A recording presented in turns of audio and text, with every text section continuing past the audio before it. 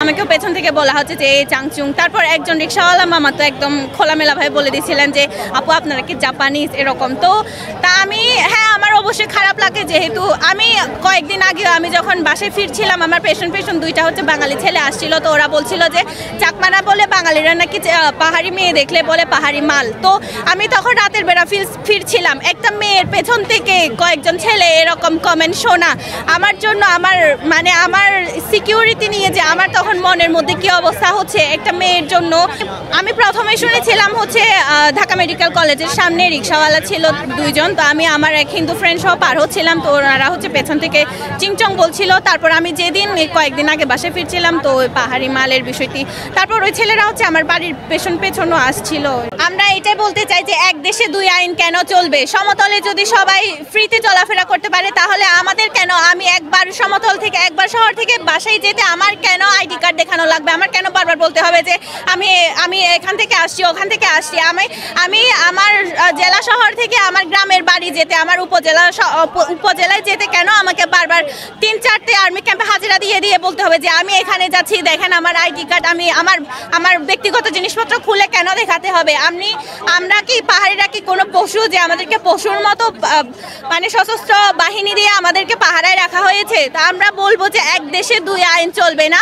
আমরা বাংলাদেশি, আমরা বাংলাদেশের বাকি মানুষদের মতোই স্বাধীনতায় বাঁচতে চাই। যে আমি প্রথমে এটা আমার নিজের সাথে যেহেতু ঘটেনি, আমি কিন্তু অন্যদের কাছ থেকে শুনতাম, কিন্তু এখানে আসার পরে আমি শুনেছি কয়েকবার যে আমাকেও পেছন থেকে বলা হচ্ছে যে এই চাংচুং। তারপর একজন রিক্সাওয়ালা মামা তো একদম খোলামেলা ভাবে বলে দিয়েছিলেন যে আপু আপনারা কি জাপানিজ এরকম।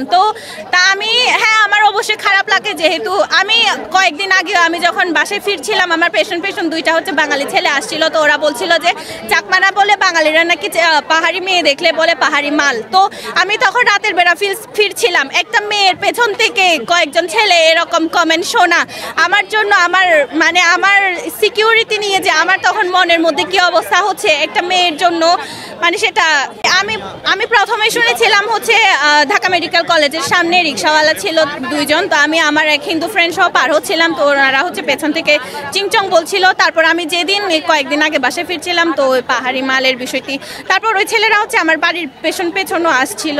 আমি কোন সাহসে প্রতিবাদ করব? আমি এই শহরে নতুন, এই শহর আমার জন্য পুরোটাই নতুন। আমি জানি না আমি প্রতিবাদ করলে আমি কি আসলেই কেমন সেফ থাকবো? আমার এই সাহস আসে না আসলে।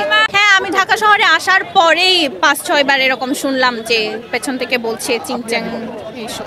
না, আমাদের এলাকায় এরকম ঘটে না, কারণ আমাদের তো যেহেতু পাহাড়ি এলাকা ঘটে না বলবো না, কিন্তু আমার সাথে ঘটে নাই, বাট অন্যজনের সাথে ঘটেছে অনেক এরকম ঘটনা আমাদের এলাকায়ও। আপনারা যদি খোঁজ নিয়ে দেখেন পাহাড়ি কিন্তু বাঙালি ছিল, মুক্তিযুদ্ধের প্রথম থেকে বাঙালি ছিল, ওখানে বাঙালি ফ্যামিলি ছিল। কিন্তু সমস্যা হয়েছে আর এখানে যে স্যাটেলার টার্মটি যে বলা হয়, আমরা পাহাড়ে বাঙালি গেলে কিন্তু তাদেরকে স্যাটেলার বলা হয় না।